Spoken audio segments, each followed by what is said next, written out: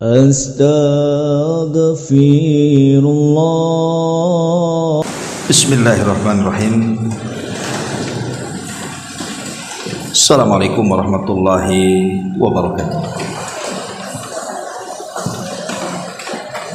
Alhamdulillah wassalatu wassalamu ala rasulillah wa ala alihi wa sahbihi wa mawalah wa la hawla wa la quwata illa billahi wa ba'du. Alhamdulillah, di pagi hari ini walaupun cuaca hujan, tapi insyaallah hujan juga membawa rahmat bagi kita dan tidak menyurutkan untuk tetap hadir di majelis ilmu. Salat dan juga salam tentunya kita hadiahkan kepada Rasul kita Nabi besar Muhammad sallallahu alaihi wa ala alihi wasallam. Ma'asyiral muslimat yang dimuliakan Allah Subhanahu wa taala. Pembahasan di pagi ini kita akan membahas amalan-amalan yang luar biasa keutamaannya kalau kita lakukan setelah sholat fajar sampai terbit matahari. Ma'asyiral muslimat yang dimuliakan Allah Azza wa Jalla, sholat fajar sendiri adalah sholat yang sangat istimewa dalam Islam, dan banyak sekali keutamaan kalau kita membahas tentang keutamaan sholat fajar.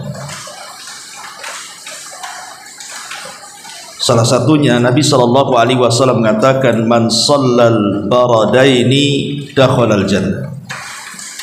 Siapa yang menjaga sholat al-baradaini, maksudnya sholat asar dan subuh, dakhalal jannah, maka Allah Subhanahu wa ta'ala janjikan orang ini akan dimasukkan ke dalam surga. Bahkan lebih daripada itu, keutamaan di dunia juga luar biasa. Kata Nabi SAW, man shallal fajra fahuwa fi dhimmatillah. Barang siapa yang menjaga salat fajar, maka dia akan berada dalam lindungan Allah Subhanahu wa ta'ala. Jadi kalau kita melaksanakan salat subuh tepat waktu, tentu bagi laki-laki ke masjid, wanita cukup di rumah dan di masjid juga boleh, maka Allah Subhanahu wa ta'ala memberikan jaminan satu hari itu Allah Subhanahu wa ta'ala akan menjaga orang yang menjaga salat fajar. Artinya sepanjang hari mulai daripada subuh sampai terbenam matahari, maka tidak ada yang memadaratkan dia orang-orang yang menyakitinya. Entah orang yang hasad ketika hasad, orang yang dengki ketika dengki, orang yang hendak menyakiti ketika menyakiti, dan begitu seterusnya, karena dia berada dalam penjagaan Allah Subhanahu wa ta'ala. Bahkan Nabi SAW mengatakan, yata'aqabuna fikumul malaikah, malaikatul laili wa malaikatul nahar, wa yajtami'una fi salatil fajri wa salatil asr. Allah Subhanahu wa ta'ala mempergantikan silih berganti para malaikat-malaikatnya untuk mencatat amalan kebaikan hambanya. Ada malaikat malam yang mencatat kebaikan di malam hari, ada malaikat siang yang mencatat kebaikan di siang hari, dan dua malaikat ini berjumpa di dua salat, salat asar dan salat fajar. Tapi anehnya, keutamaan yang sangat besar sekali, banyak orang-orang yang tidak tertarik dengan keutamaan ini. Makanya Nabi SAW sampai mengatakan, afqalus salati 'alal munafiqin salatul isya'i wa salatul fajr. Salat yang paling berat dilakukan orang munafik itu adalah salat isya dan salat fajar. Walau ya'lamuna ma fihima la atauhuma walau habwan. Padahal kalau seandainya mereka orang-orang munafik tahu keutamaan salat isya dan fajar itu, tentu mereka akan mendatanginya walaupun dengan cara merangkak. Luar biasa. Bahkan Nabi SAW menjanjikan orang-orang yang menjaga salat fajar itu hatinya akan tenang, hatinya akan baik, dan akan dijauhkan dari semua permasalahan dunia. Bahkan di antara sebab dari sebab-sebab melimpahnya rizki itu salat fajar sendiri, dan banyak ya keutamaannya. Dan yang paling besar tentunya adalah dari semua keutamaan orang yang menjaga salat fajar adalah ru'yatullahi azza wa jalla, di mana orang dijanjikan oleh Allah Subhanahu wa taala akan memandang dia kelak pada hari kiamat. Itu kenikmatan yang luar biasa bagi orang yang melaksanakan salat fajar. Tapi yang ingin saya jelaskan bukan keutamaan salat fajar, kan ini kan sesuatu yang ma'ruf, sering dijelaskan. Yang ingin saya jelaskan adalah ada beberapa amalan yang kalau kita lakukan setelah salat fajar, pertama, Allah akan luaskan rizki. Yang kedua, Allah Subhanahu wa taala akan berkahi kehidupannya. Bukan hanya kehidupannya, hartanya, keluarganya, usahanya, dan apapun yang dilakukan. Kemudian yang ketiga, akan mendapatkan pahala sebanyak-banyaknya. Jadi 1 jam setelah fajar ini keajaibannya luar biasa. Nanti kita akan jelaskan apa saja amalan yang harus kita lakukan setelah sholat fajar ini. Pertama, hindari tidur. Hindari tidur setelah fajar. Karena di antara petunjuk Nabi SAW dan juga para sahabat Nabi SAW, apabila mereka selesai melaksanakan sholat fajar, mereka duduk di tempat mereka sholat sampai terbit matahari. Dijelaskan dalam Sahih Muslim dari hadis Sammak ibn Harb, dia mengatakan, aku berkata kepada Jabir ibn Samurah, akunta tujalisan Rasulullah sallallahu alaihi wasallam. Kata Sammak kepada Jabir ibn Samurah, apakah engkau sering duduk-duduk bersama Rasul? Maka Jabir ibn Samurah mengatakan, na'am kathiran, ya tentu kami banyak duduk-duduk bersama Nabi sallallahu alaihi wasallam. Kemudian beliau mengatakan, kana la yaqumu min musallahu alladhi yusalli fihi subh. Kata Jabir ibn Samurah, Nabi itu tidak pernah berdiri pergi dari tempat salatnya selesai salat fajar, hatta tatlu asyams, sampai matahari terbit. Fa idza tala'ati syamsu qama, apabila telah terbit matahari, barulah kemudian Nabi sallallahu alaihi wasallam berdiri. Kemudian selepas itu para sahabat Nabi SAW mereka pun saling berbincang-bincang soal masalah-masalah jahiliyah yang dulu pernah mereka lakukan. Terkadang sebagian mereka tertawa dan tersenyum. Artinya bahwa tidak tidur setelah sholat fajar dan tidak beranjak dari tempat sholatnya itu kebiasaan Nabi. Itu kebiasaan para sahabat Nabi SAW. Bahkan Nabi SAW secara khusus mendoakan waktu ini. Apa kata Nabi SAW? Allahumma barik li ummati fi bukuriha. Ya Allah, berkahi umatku di waktu paginya. Bayangkan sampai ada doa khusus, Rasul memberkahi di waktu pagi. Artinya di sini orang-orang yang mereka tidur setelah subuh berarti tidak terkena doa Nabi di sini. Dan orang-orang yang terbangun setelah sholat subuh kemudian tidak beranjak dari tempatnya berarti dia terkena hadis ini. Dia akan mendapatkan banyak berkah dalam hidupnya. Makanya wajar kalau Nabi SAW sering saya jelaskan, kalau mengutus pasukan perang tidak pernah mengutus kecuali setelah fajar, karena di situ adalah waktu berkah, waktu yang sangat berkah sekali. Adapun hukum tidur setelah fajar itu sendiri menjadi khilaf ulama. Ada yang mengatakan makruh, ada yang mengatakan ya tidak ada masalah, tapi afdolnya tidak tidur. Tetapi kata Imam Ibnul Qayyim rahimahullahu ta'ala dalam kitabnya Zadul Ma'ad, dia mengatakan naumus subhi yamna'ur rizqa li'anna dhalika waqta tutlabu fihi al-khaliqatu arzakiha wa huwa waqtu qismatil arzak. Tidur setelah subuh, kata Imam Ibnul Qayyim rahimahullahu ta'ala, itu bisa mencegah rizki. Karena di waktu itu Allah subhanahu wa ta'ala sedang membagi-bagikan rizkinya kepada hambanya. Dan senada dengan yang dikatakan Al-Hafidh Ibnu Hajar rahimahullahu ta'ala dalam kitabnya Fathul Bari, wa qad warada anna rizqa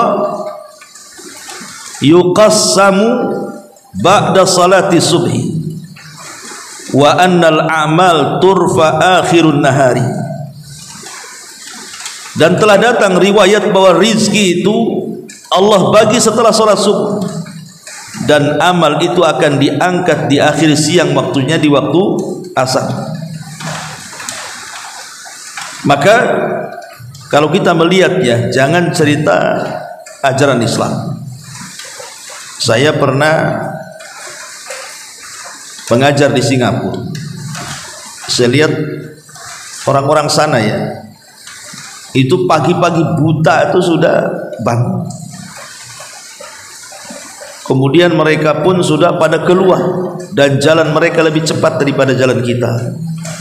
Kalau kita jalan santai-santai dulu sibuk sekali. Untuk apa coba? Untuk mengejar rezeki. Dan itu mereka bukan hanya orang Islam, orang-orang kafir. Dan Allah subhanahu wa ta'ala berikan rizki pada mereka. Kalau orang-orang kafir saja Allah berikan rizki di waktu pagi mereka, harusnya yang harus dilakukan perkara ini kita orang Islam harusnya, bukan mereka. Karena memang ini ajaran Islam masalahnya. Berpagi-pagi mengejar rizki itu ajaran Islam. Karena Nabi SAW yang bersabda dan mendoakan khusus umatnya, Allahumma barik li ummati fi bukuriha. Ya Allah, berkahi umatku di waktu paginya. Maka amalan yang pertama, jangan tidur setelah fajar. Apalagi ada hadis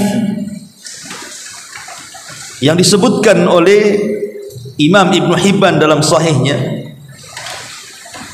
Nabi SAW satu hari lewat, kemudian dilihatnya Fatimah sedang berbaring.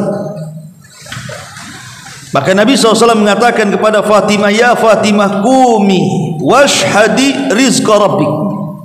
Wahai Fatimah, jangan malas, bangun, kejar rizki Rabb.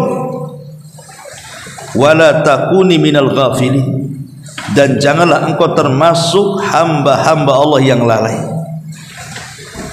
Fa innallaha yuqassimu arzaqan nas ma baina tulu'il fajri ila tulu'i syamsi.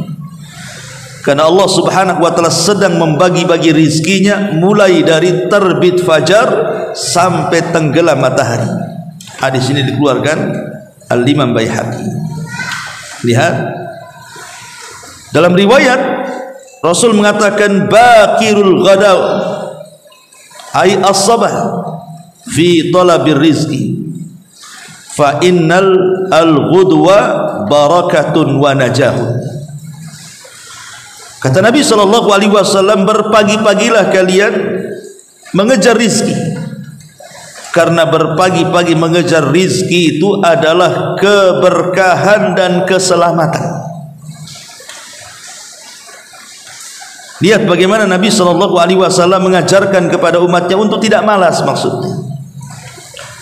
Maka sebaiknya seorang muslim tidak tidur setelah fajar.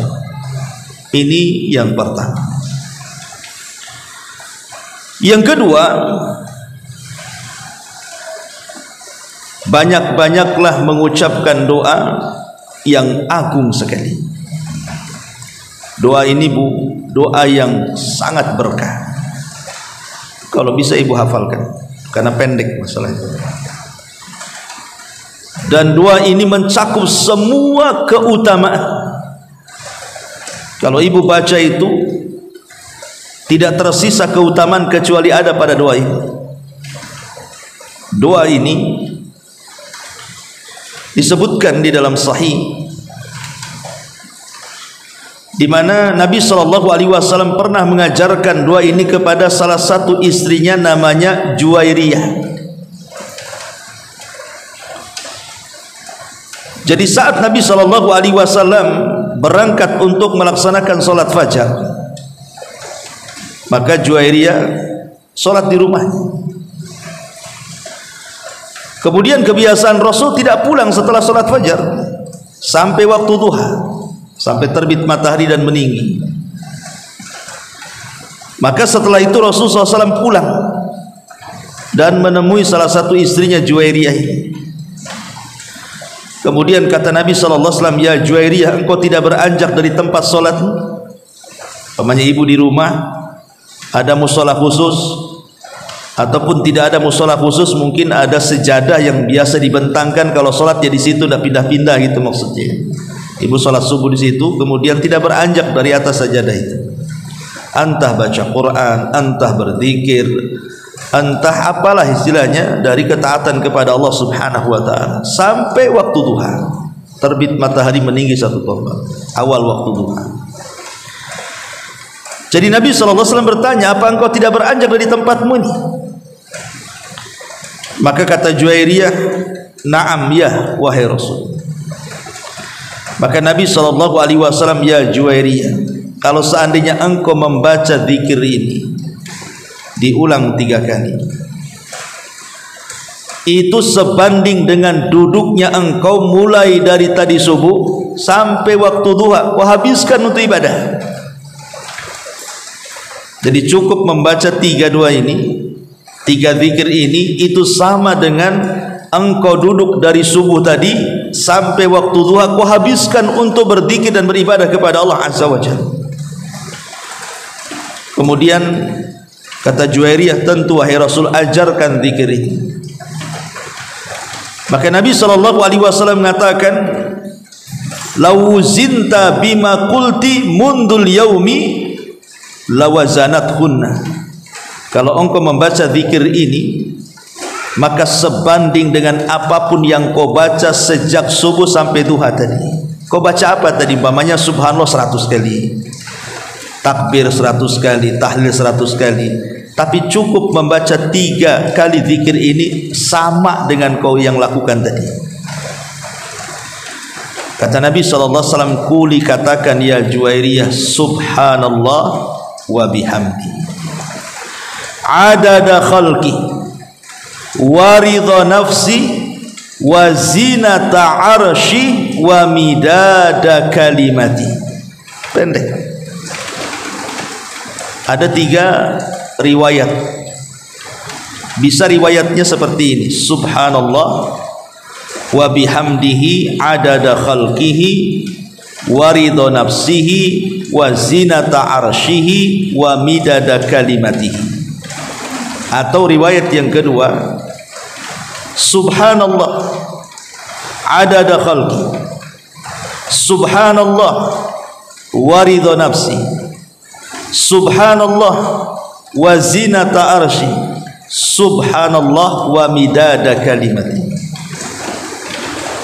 Atau riwayat yang ketiga, subhanallah wa bihamdihi adada khalqi, subhanallah wa bihamdihi wa ridha nafsi, subhanallah wa bihamdihi zinata arsy, subhanallah wa bihamdihi wa midada kalimati. Jadi bisa ibu membaca dengan 3 lafaz. Saya ulang, bisa ibu baca subhanallah wa bihamdihi adada khalqi wa ridha nafsi wa zinata arsy wa midada kalimati. Ini satu lafaz.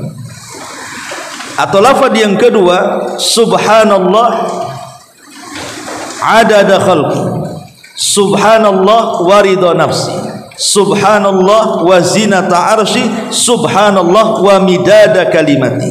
Atau yang ketiga, subhanallah wa bihamdihi adada khalqi, subhanallah wa bihamdihi wa ridha nafsi, subhanallah wa bihamdihi wa zinata arsy, subhanallah wa bihamdihi wa midada kalimati. Terserah mau ambil lafaz yang mana, tapi lihat bagaimana isi kandungannya ini, isi maknanya luar biasa. Subhanallah wa bihamdihi adada khalqi, maha suci Allah, aku memujinya. Adada khalqi, sebanyak makhluk yang Allah ciptakan. Siapa yang tahu berapa jumlah makhluk Allah? Nggak ada yang tahu. Yang tampak saja kita tidak tahu jumlahnya. Satu makhluk saja kita tidak tahu jumlahnya. Semut tahu jumlahnya? Tidak ada yang tahu. Apalagi semua hewan yang ada di daratan, yang ada di lautan. Apalagi bebatuannya, kerikilnya, berapa jumlahnya, siapa yang tahu? Belum lagi manusianya, belum lagi jinnya, belum lagi malaikatnya. Maha suci Allah, aku memujinya sebanyak makhluk yang diciptakan. Maha suci Allah, aku memujinya wa ridha nafsi, sejauh keredhoannya. Ibu datang ke sini ke pengajian, atau mungkin ibu tadi sholat subuh, yang sholat subuh, atau mungkin yang membaca Quran, yang berzikir. Apa coba tujuannya? Tujuannya satu, supaya mendapatkan redhonya Allah. Dan kalau Allah sudah redho dengan kita, Bu, itu semua akan dilapangkan hidup kita. Kalau Allah sudah redho dengan kita, kita akan dilapangkan hidup. Makanya di sini, maha suci Allah, aku memujinya sejauh keredhoannya, kerelaannya. Maha suci Allah, aku memujinya seberat timbangan arasy-Nya. Siapa yang bisa menimbang arasy? Makhluk yang sangat besar, bahkan makhluk terbesar. Tidak ada makhluk yang lebih besar melebihi arsyur Rahman, arasy-Nya Allah. Karena kalau seandainya kita bandingkan seluruh langit dan bumi serta kursinya, kemudian dibandingkan dengan arasy-Nya, sama dengan melempar cincin di padang pasir. Cincin itulah kursi dan seluruh langit dan buminya. Padang pasir itu arasy-Nya. Siapa yang bisa menimbang arasy? Tidak ada yang bisa. Maha suci Allah, aku memujinya seberat timbangan arasy. Seberapa berat timbangan arasy? Tidak ada yang bisa menimbang arasy kecuali Allah subhanahu wa ta'ala. Maha suci Allah, aku memujinya sebanyak tinta tulisan kalimat-kalimatnya. Bahkan Al-Quran mengatakan, kalau seluruh pohon yang ada di bumi ini, Bu, ibu jadikan pena. Berapa banyak tuh? Semua pohon yang ada di bumi ini, ibu jadikan pena. Kemudian tintanya 7 lautan untuk menulis kalimat-kalimat Allah ma nafidat kalimatu, tidak akan selesai kalimat-kalimat itu ditulis. Walaupun 7 lautan menjadi tintanya, seluruh pohon menjadi penanya untuk menulis, itu lautan sudah habis, sudah tidak bertinta lagi, kalimat-kalimat Allah tidak bisa kita tulis lagi. Masih banyak lagi kalimat-kalimat. Lihat bagaimana kandungan zikir ini, Bu, ini luar biasa. Makanya ulama sangat menganjurkan, sebenarnya bukan hanya dibaca selepas subuh saja, dibaca kapan saja.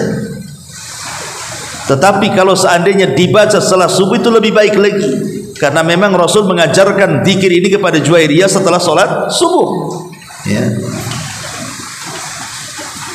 Dan ini juga kalau seandainya mungkin satu waktu ibu tidak bisa duduk dari mulai subuh sampai duha karena mungkin lelah letih, malamnya capek gitu ya, atau kemarin ibu kerja kurang istirahat, maka ibu bisa baca zikir ini kan 3 kali. Itu sudah cukup, sama dengan ibu duduk dari subuh sampai terbit matahari kan. Ya, tapi tentu orang yang duduk dari subuh sampai terbit matahari dengan berbagai macam ibadah yang dilakukan plus dengan zikir ini jauh lebih baik maksudnya. Tapi kan waktu-waktu tertentu kadang-kadang kita malas, ya, karena lelah letih, akhirnya kita pengen tidur, pengen istirahat. Minimalnya baca zikir ini, itu maksudnya, karena ini sudah bisa mencukupkan semuanya tadi. Kalau seandainya ibu berzikir nih, baca subhanallah 100 kali, takbir 100 kali, tahlil 100 kali, semua dibuat 100 kali atau lebih daripada 100 kali, dengan membaca zikir ini sudah mewakili semuanya. Luar biasa, ya. Dan zikir ini mudah dihafal. Subhanallah wa bihamdihi adada khalqi wa ridha nafsi wa zinata arsy wa midada kalimati. Kan pendek kan ya, masa enggak hafal? Kalau uang aja hafal, zikir masa tak hafal, ya. Jadi ini yang kedua, jangan tinggalkan zikir ini. Tentu ini selain zikir daripada pagi dan petang kan, ya. Karena zikir ini ibu akan meraup pahala sebanyak-banyaknya. Bayangkan, sebanyak makhluk yang diciptakannya, sebanyak keridhaannya, seberat arasnya, sebanyak kalimat-kalimat yang dituliskan. Berapa tuh pahala yang akan didapat coba? Ini yang kedua, jangan pernah tinggalkan zikir ini. Yang ketiga, amalan di waktu selepas subuh itu adalah jangan pernah meninggalkan sholat syuruk. Yang sering saya jelaskan, sholat syuruk itu sholat 2 rakaat selepas matahari terbit meninggi 1 tombak. Karena kita tidak boleh sholat ketika terbit matahari, karena orang-orang para penyembah matahari sedang menyembah matahari. Kita jangan sampai dengan mereka, jangan sampai sama dengan mereka, maka biarkanlah meninggi dulu sedikit, baru kemudian kita sholat 2 rakaat.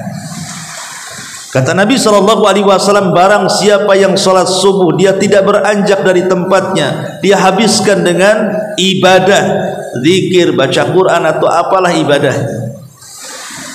Kemudian setelah syuruk ibu melaksanakan 2 rakaat syuruk, apa kata Rasul? Pahalanya sama dengan haji dan umrah secara sempurna.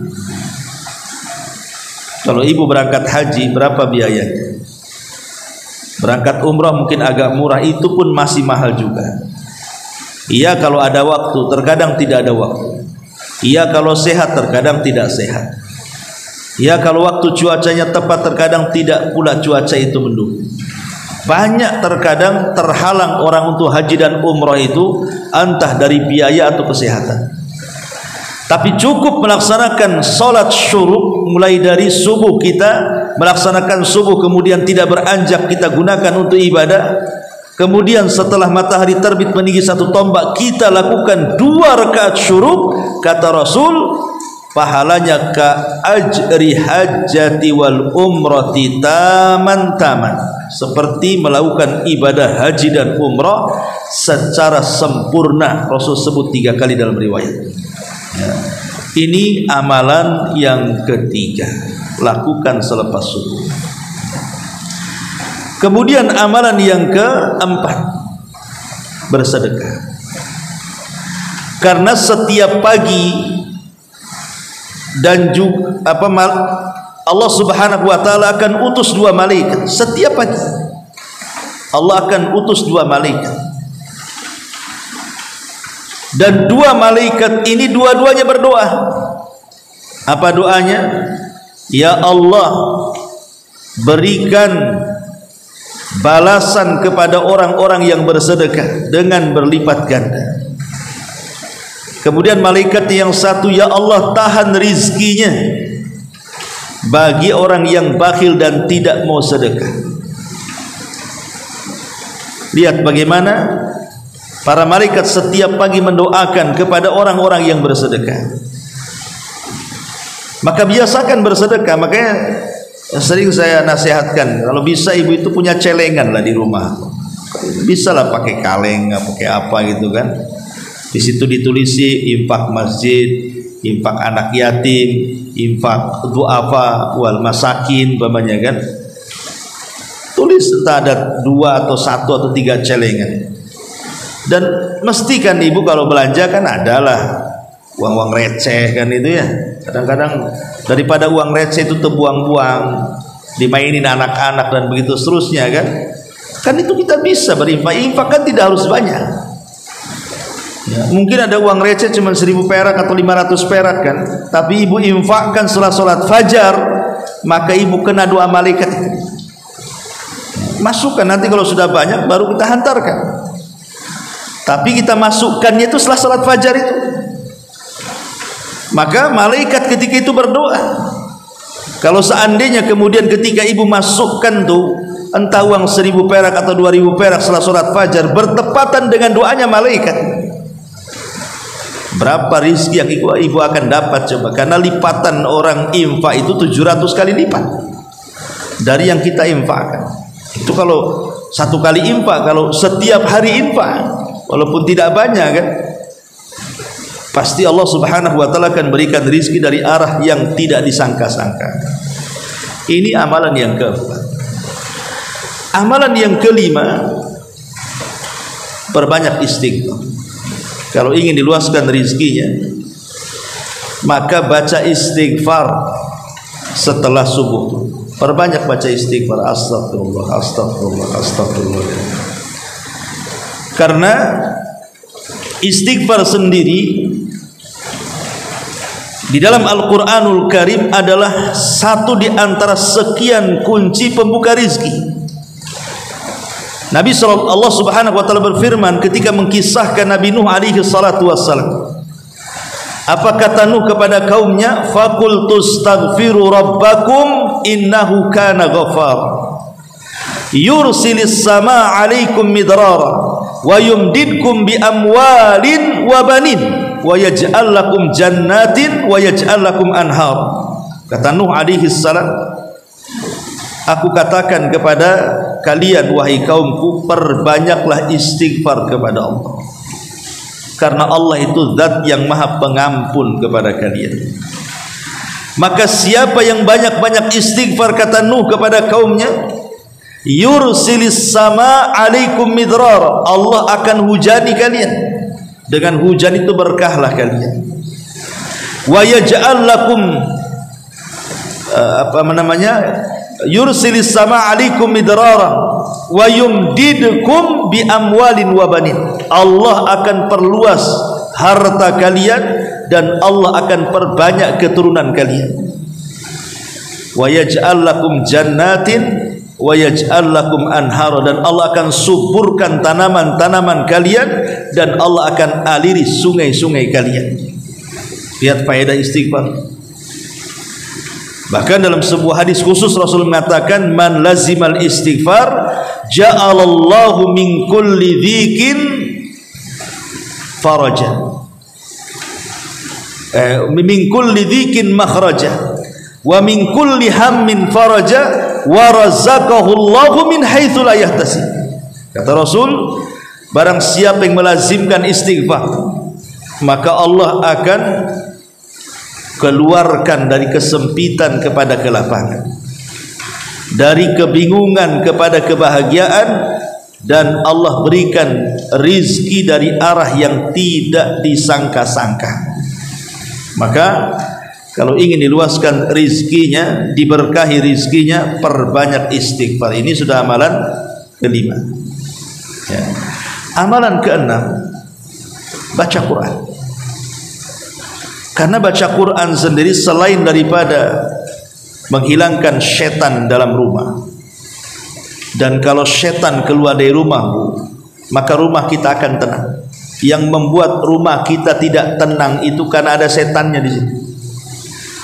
Yang membuat rumah kita tidak ada berkahnya karena ada setannya di situ. Makanya sering saya nasihatkan, Bu, ada 2 amalan supaya rumah kita berkah. Jangan pernah ditinggalkan. Pertama, masuk rumah baca basmalah. Yang kedua, masuk rumah jangan lupakan salam.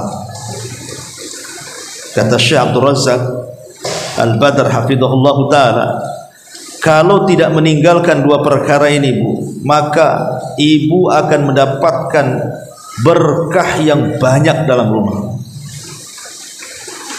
Apa sulitnya coba? Pulang dari pengajian, masuk rumah, buka pintu, bismillah. Cuma ngomong bismillah gitu doang. Kemudian ketemu keluarga, assalamualaikum. Walaupun tidak ada keluarga tetap salam, karena malaikat yang menjawabnya. Maka dalam hadis Nabi menganjurkan kepada Anas bin Malik kan, hai Anas, kalau engkau pulang kepada keluargamu, fasallim, ucapkan salam. Yakunu barakatan alaika wa barakatan fi ahli, akan menjadi berkah untukmu dan berkah kepada keluargamu. Salam dan baca bismillah juga sama, karena kita tawasul dengan nama Allah. Bahkan Rasul mengatakan, apabila seseorang masuk ke dalam rumahnya dan dia tidak membaca basmalah, maka di malam hari setan akan berkata kepada pasukannya, kemarilah kalian, di rumah ini ada tempat menginap untuk kalian. Dan kalau dia ketika makan tidak baca basmalah, maka setan akan bicara lagi, bukan hanya tempat penginapan, kalian juga akan dapat makan malam. Bayangkan kalau ibu tidak baca basmalah ketika masuk rumah, tidak baca basmalah ketika makan dan minum, berapa setan tuh isinya tuh di rumah kita. Makanya nggak akan berkah-berkah rumahnya kan. Makanya penting baca Quran, karena ada hadis yang mengatakan dari Anas bin Malik radhiyallahu an, innal baita alladhi yuqra'u fihi al-Quran yaksuru khairuhu wal baitul ladzi la yuqra'u fihi al-Quran yakillu khairuhu. Kata Nabi SAW, rumah yang dibacakan Al-Quran maka kebaikannya akan diperbanyak, dan rumah yang jarang baca Quran akan disedikitkan kebaikannya. Walaupun hadis ini diperselisihkan tentang sahih dan dhaifnya, tapi syawahidnya banyak. Artinya hadis-hadis yang menjelaskan tentang keutamaan baca Quran itu banyak sekali yang semakna dengan hadis ini. Artinya kalau ibu memperbanyak baca Quran dalam rumah, apalagi selepas sholat subuh, maka ibu sedang memasukkan banyak kebaikan ke dalam rumah. Tapi kalau kita meninggalkan Al-Quran, berarti menyedikitkan kebaikan dalam rumah, artinya berkahnya dicabut. Maka ini yang keenam ya, banyak-banyak baca Quran setelah subuh. Kemudian yang nomor 7, mengingat kematian. Ingat mati. Apa kaitan ingat mati dengan diluaskan rizki itu? Karena kalau orang mengingat kematian, yang besar menjadi kecil, yang kecil menjadi besar. Yang besar menjadi kecil, yang kecil pula jadi besar. Itu kalau ingat mati. Apa maksudnya yang besar jadi kecil? Orang kalau Allah berikan rizki, umpamanya dia hidup di istana, dengan segala kemewahan. Kemudian dia ingat mati, istana itu bagi dia bukan apa-apanya. Kenapa? Kalau sudah mati ditinggalkan dia, artinya yang besar jadi kecil kan? Percuma punya harta banyak kalau kemudian mati toh juga tidak dimasukkan ke dalam kubur. Itu namanya mengecilkan yang besar. Jadi kecil istana di mata dia kalau mengingat kematian. Kalau udah mati, wah apa pula istana nih?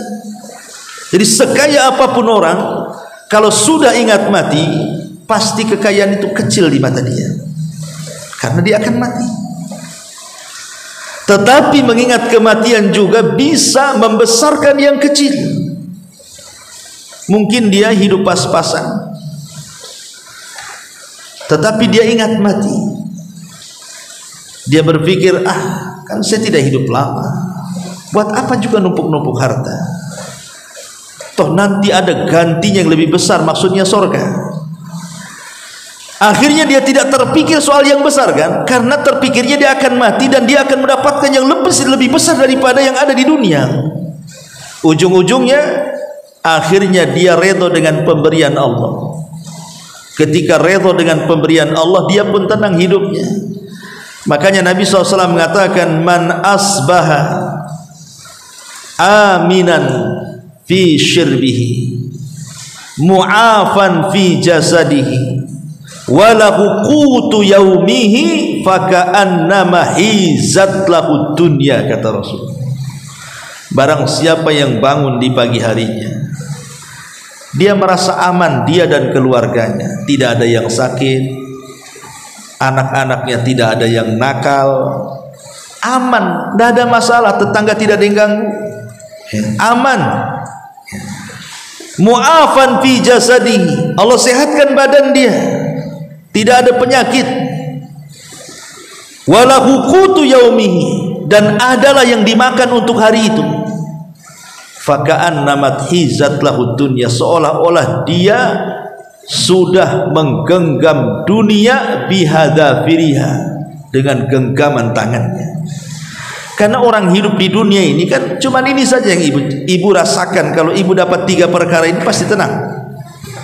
Pertama, ibu aman, tidak disakiti suami, tidak disakiti anak-anak, tidak disakiti tetangga, plong hidupnya kan, tenang hidupnya. Itu yang ibu cari kan. Kemudian yang kedua, sehat badannya. Orang kalau sakit buat apa kaya? Sakit dia, makan pun pilih-pilih, akhirnya nikmat Allah terkurangi gara-gara sakit.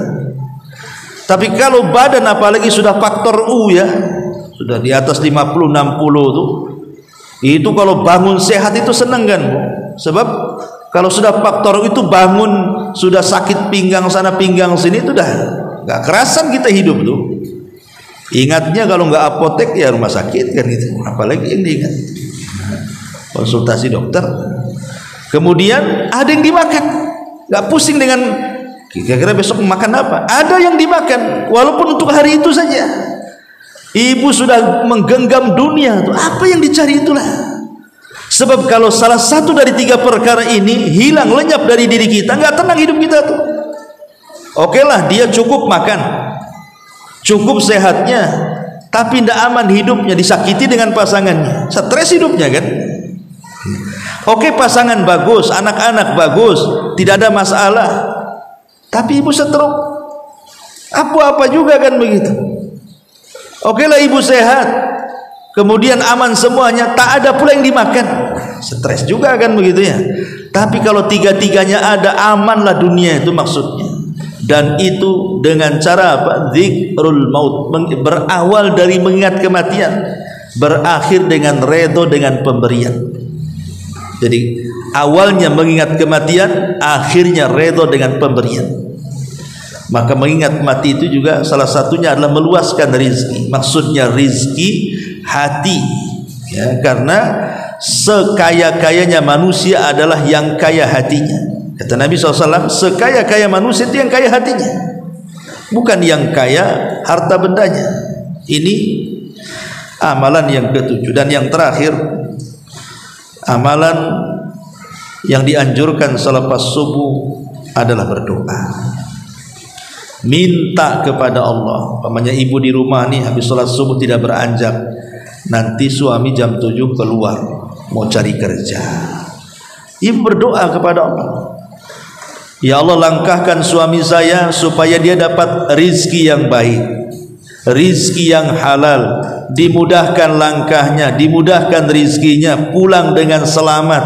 Begitu Bu, karena itu rahasia rizki kita ada di situ tuh masalahnya. Doakan suami yang mau pergi kerja tuh, supaya selamat di perjalanannya, sehat badannya, balik lagi dengan selamat, menyenangkan keluarganya. Berdoa banyak-banyak.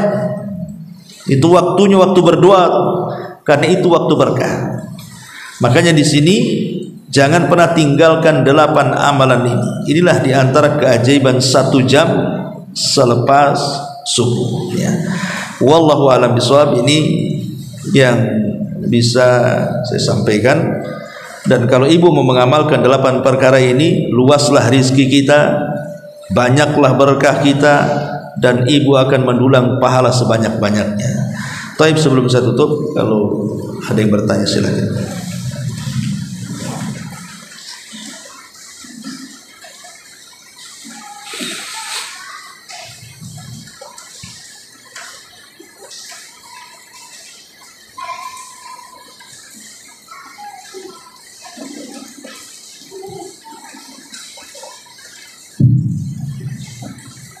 Assalamualaikum Ustaz. Waalaikumsalam. Alhamdulillah saya sudah mengamalkan amalan selepas subuh pada jam biasa. Karena mau bertanya yang nomor 3 tadi Ustaz, jangan pernah tinggalkan sholat subuh. Itu kan kadang kita tidak nampak ya Ustaz karena cuaca mendung atau hujan. Jadi untuk kita bisa memastikan pada diri kita, itu kira-kira jarak antara subuh itu ke subuh itu berapa menit Ustaz? Ya, alhamdulillah, itulah pentingnya kita memperhatikan waktu. Karena bukan terkait sholat syuruk saja, semua sholat. Cuaca ini kadang-kadang membingungkan. Contoh duha. Ya, duha ini kan awalnya terbit matahari. Dengan mengetahui terbit matahari meninggi itu sudah awal waktu duha. Nah, kalau cuaca kemudian mendung, nggak terbit matahari, apa nggak ada sholat duha di situ? Karena patokannya dengan terbit matahari, ya tidak, tetap ada duha di situ walaupun tidak nampak duhanya. Ya. Karena bukan patokannya matahari, tapi patokannya waktu. Makanya di sini juga pentingnya kita memperhatikan jam, dan itu sebagai bantuan. Jam itu hanya untuk bantuan kita saja. Ya ibu kira-kira lah, umpamanya kebiasaan nih, kalau bulan-bulan sekarang ini, oh syuruk itu jam 6 lebih, entah 5 menit, 10 menit kan gitu. Dan alhamdulillah pemerintah kita sudah membuat jadwal kok. Ya, hampir tiap-tiap daerah itu alhamdulillah ada jadwal syuruknya. Kita bisa lihat jadwal syuruk dari pemerintah. Dan alhamdulillah pemerintah kita sampai mengatur tentang jadwal syuruk ini, kan memudahkan kita sebenarnya. Wallahu a'lam. Terus yang nomor 2 Ustaz. Iya. Jangan pernah tinggalkan zikir. Ini alhamdulillah kan kita punya kebiasaan zikir pagi dan petang. Kadang-kadang Ustaz, kondisi badan yang kita sakit atau ada hal-hal membuat kita kantuknya itu sangat banget Ustaz. Terus ketika kita terbangun, kadang waktu itu sudah jam 9 gitu Ustaz. Karena tadi banyak hal yang membuat kita terhalang untuk bisa melakukan amalan-amalan yang biasa kita lakukan subuh. Itu apakah kita terhitung kita sudah mengerjakan zikir karena tertidur, atau kita tetap membaca zikir kembali Ustaz? Tidak, kalau zikir pagi petang kan ada waktunya. Seperti zikir pagi kan dari sebelum subuh atau setelah subuh sampai terbit matahari. Tapi kalau kita sudah ada niat dan membiasakan ibadah itu, kemudian satu hari ibu sakit sehingga tidak bisa melaksanakannya, tetap terhitung kalau bagi yang biasa melakukannya, walaupun tidak dilakukan. Atau ibu safar, walaupun tidak melakukannya, tetapi karena biasa dilakukan, maka akan dapat pahala itu. Atau kalau ingin mewakili itu semuanya, ya tadi zikir yang diajarkan Nabi kepada Juwairiyah itu. Nah, itu aja baca. Subhanallah wa bihamdihi adada khalqi wa ridha nafsi wa zinata arsy wa midada kalimati. Itu sudah mewakili semuanya. Ya tapi kalau mau dibaca zikir ini dan yang lainnya tentu lebih baik. Tapi kalau dalam kondisi-kondisi mungkin malas atau apa gitu kan, baca ini saja sebagai gantinya kalau kita tidak bisa melaksanakan. Seperti Rasulullah mengatakan dalam hadis yang lain soal keutamaan sholat duha. Rasul mengatakan bahwa setiap pagi itu 360 persendian harus dikeluarkan sedekahnya dengan memperbanyak tasbih, tahlil, tahmid, takbir kan gitu. Mengajak manusia kepada kebaikan, mencegah manusia dari kemungkaran, tapi tidak perlu dilakukan, cukup 2 rakaat duha itu sudah mewakili semuanya. Kan begitu. Artinya kan ini keutamaan dari segi pahala. Sama dengan kita duduk dari sholat subuh sampai syuruk, kemudian kita melaksanakan syuruk dapat pahala haji, itu kan keutamaan. Ya orang yang haji ke sana lebih afdol. Ya, tapi kan kita bicara keutamaan di sini. Bahwa orang yang membaca zikir tadi itu keutamaannya sama dengan ibu melakukan dari subuh sampai waktu syuruk tadi, cukup dengan membaca 3 kali tadi subhanallah tadi wa bihamdihi adada khalqi tadi. Ya kalau memang qadarullah umpamanya ketiduran atau kecapean, ya baca ini sajalah, itu sudah mewakili. Wallahu a'lam. Wa iyyakum.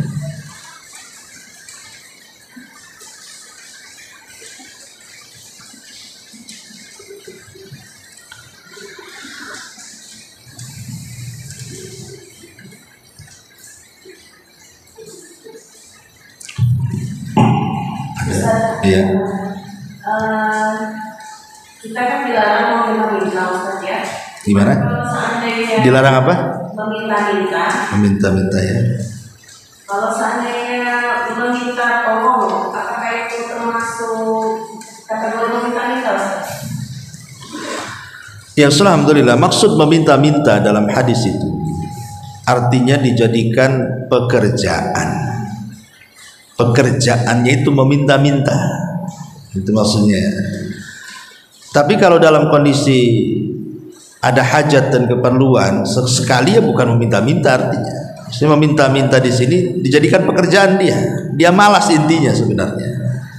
Malas akhirnya jadi meminta-minta. Makanya kemudian Islam itu hanya membatasi bolehnya meminta-minta itu kepada 3 orang saja.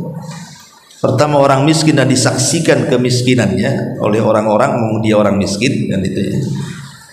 Yang kedua orang yang sedang safar kemudian hilang hartanya, hilang dompetnya, sehingga walaupun dia kaya di kampungnya, kalau ketika safar hilang dompetnya pusing juga kan gitu, mau apa yang dimakan, makanya dicopet, dirampok gitu. Terpaksalah dia akhirnya meminta-minta untuk ongkos pulang atau nanti dibayar gitu ya, atau minta makan, atau karena nolong orang dia bengkrak ya. Seperti zaman dulu itu kalau ada orang membunuh itu kan bayar diat 100 ekor unta kalau tidak dikisos kan. Terkadang orang kerabat-kerabatnya karena ingin nolong saudaranya, dia bayar itu diatnya sampai dia bangkrut gara-gara bayar diat saudaranya kan. Akhirnya dia miskin. Nah, ketika dia miskin gara-gara menolong orang, boleh meminta-minta sekedar hajat kebutuhan sampai dia mencari kekayaan lagi dan kaya lagi. Hanya itu saja. Selebih itu tidak boleh minta-minta. Tapi kalau yang dimaksud meminta tolonglah minjam uang atau minta ibu mau ada hajatan, minta tolong supaya masa dirui, nggak masuk di situ kan bukan dimasukkan dalam sebuah pekerjaan. Sahabat juga banyak yang datang kepada Rasul minta. Datang banyak sahabat kalau mereka nggak ada sesuatu, datang kepada Rasul meminta. Tetapi ketika kemudian ada beberapa sahabat tuh yang keasikan meminta gitu ya, maka Rasul menasihati dan mengatakan memang dunia ini hijau, dunia ini manis, kata Rasul. Kemudian di ujung hadis Rasul mengatakan yadul ulya khairun min yadis sufla, tangan di atas lebih baik daripada tangan di bawah.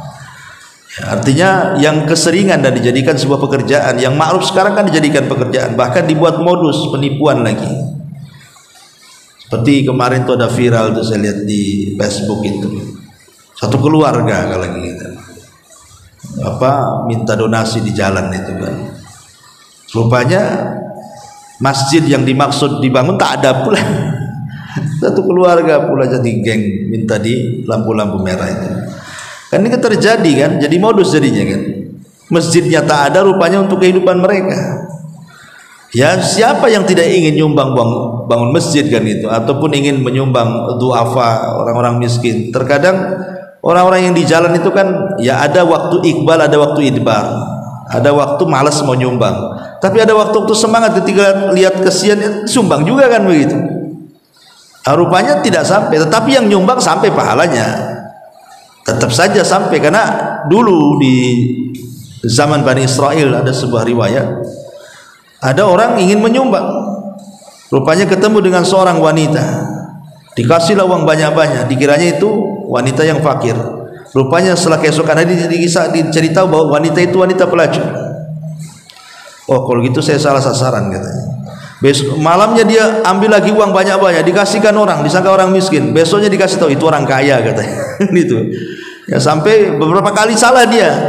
Nah, tetapi kata Nabi SAW sampai pahalanya kepada Allah, walaupun dia salah ngasih, gitu maksudnya. Yang berdosa yang menerima lah, karena dia tidak amanah dengan sedekah orang, itu saja. Wallahu a'lam.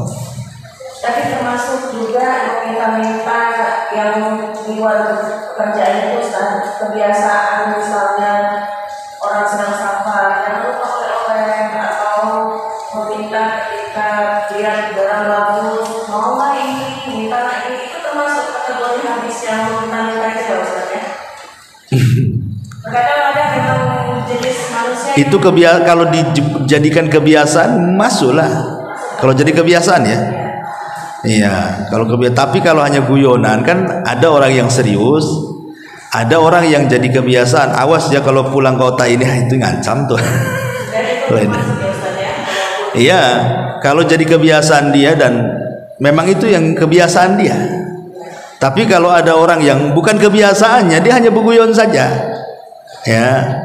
Biasanya ini kalau pulang dari Padang ini pulang berendang nih biasa umpamanya, ini kan buguyon saja sebenarnya kan, yang nggak ada masalah. Tapi kadang-kadang pula diseriusi pula, betul-betul pula bawa rendang pula deh. Padahal dia guyon saja ya. Ya tapi kalau jadi kebiasaan ya sama apa bedanya ya. Karena tidak semua yang diminta itu senang, masalahnya di situ. Tidak semua, jadi kan bagi dia akhirnya mau bilang enggak gimana, mau bilang iya juga ngerepotin kan. Akhirnya basa-basi lah, insya Allah gitu aja ujung-ujungnya. Tapi kepikiran juga sampai di sana tuh kan ya. Aduh ya ini belum kebeli padahal gini. Jadi kan repot. Jadi itu namanya merepotkan orang. Padahal dalam Islam jangan merepotkan orang, yang ada itu suruh membahagiakan orang. Harusnya kan ya kalau pulang mudah-mudahan selamat. Kan enak itu kalau didoakan gitu kan. Istaudaqallahu taqwa, didoakan. Ini enggak direpotin. Diancam lagi, awas kalau pulang tak bawa apa-apa. Allahu a'lam. Ustaz, ini ada pertanyaan ya Ustaz. Iya. Di hadis yang mengatakan bahwa Rasulullah SAW sama Aisyah bernyanyi satu bejana ya Ustaz. Itu dalam kondisi yang tidak memakai selaikan. Terus gimana Ustaz ketika suami istri melakukan jima tidak diranjang, terus ketika suaminya tidak menginginkan ada memakai penghalang atau dikatakan selimut, apakah ini tidak termasuk dalam golongan bentuk malu yang dikatakan bentuk malu terpuji itu Ustaz? Salah satunya malu kepada malaikat. Itu kenapa diperbolehkan Ustaz? Iya, melakukan hubungan di kamar mandi. Kalau melihat hadis Rasul bersama Aisyah dalam satu bejana, itu dibolehkan. Ya, Cuman kan waktu itu Aisyah sedang haid saja. Tapi kan Rasul mencumbui Aisyah di situ. Artinya secara hukum sah-sah saja boleh.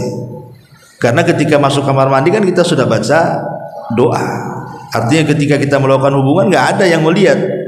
Setan pun tak ada yang melihat. Nah di situ. Dan dibolehkan hukumnya, tidak ada masalah. Boleh, tapi kalau tidak sedang haid kan gitu ya. Tapi kalau sedang haid dia hanya sekedar bercumbu saja, tidak boleh sampai melakukan hubungan. Lah dengan Rasul itu berada dalam satu bejana itu menunjukkan bolehnya kita melakukan hubungan di kamar mandi kan gitu. Karena ketika kita masuk aja sudah tahu di situ. Artinya setan tidak mungkin melihat. Jangan lagi melakukan hubungan. Tidak melakukan hubungan pun kalau tidak ta'awud kan tetap setan akan melihat aurat kita. Bahkan Syekh Abdullah Imam itu mengarang satu buku namanya Alamul Jin. Wah kamu. Di antara sukanya jin yang disebut dengan jinul asyik itu kepada manusia itu karena salah satu penyebabnya kita masuk khala, masuk kamar mandi itu tidak pernah ta'awud, tidak pernah berlindung. Makanya aurat kita hari-hari ditengok mereka, akhirnya mereka jatuh cinta dengan kita. Dan kalau mereka sudah jatuh cinta dengan kita, dia tidak akan melepaskan kita, akan mengganggu kita terus. Makanya penting masuk ke ruangan-ruangan yang seperti itu memperbanyak ta'awud, karena memang itu tempatnya setan kan. Rasul yang mengatakan minal khubthi wal khaba'is, itu tempatnya khubthi dan tempat khaba'is itu setan laki-laki dan perempuan di situ. Ya kalau yang masuk perempuan ya digoda yang laki-laki, pemasuk laki-laki ya digoda yang perempuan. Kalau yang LGBT ya mungkin sama juga. Setan LGBT yang ganggu di situ ya. Wallahu a'lam. Yang kita maklumi kan ketika kita melakukan diranjang gimana Ustaz? Tidak mau memakai penutup? Ya kan dianjurkan kita ta'awud supaya setan tidak ikut terlibat di situ. Tapi para ulama ketika membahas apa maksudnya ketika suami istri melakukan hubungan dan dia tidak ta'awud, tidak mengatakan Allahumma jannibi syaitan wa jannibi ma razaqtana, ya, wa jannibi syaitan ala ma razaqtana itu. Kemudian dia langsung main saja. Kemudian setan ikut di situ. Apakah kemudian mempengaruhi anak turunannya? Ya tidak. Ulama mengatakan tidak, karena biologis setan kan beda dengan kita. Ya, mereka tercipta dari apa, kita tercipta dari apa. Cuman mereka ikut serta saja di situ, tapi tidak mempengaruhi kepada keturunan. Pamannya gara-gara ketika berhubungan tidak pernah baca basmalah ta'awud, akhirnya anaknya separuh setan separuh manusia. Enggak, ya tetap manusia dia. Ya, tetapi boleh jadi mungkin mempengaruhi ke tabiatnya ialah, ya mungkin karena salah satu teori mencetak anak soleh itu ya bukan hanya ketika mencari jodoh saja, saat berhubungan juga dengan memperbanyak doa. Allahumma jannibi syaitan wa jannibi syaitan ala ma razaqtana tadi. Wallahu a'lam. Wa iya. Sampai di sini. Subhanakallahumma bihamdika asyhadu an la ilaha illa anta astaghfiruka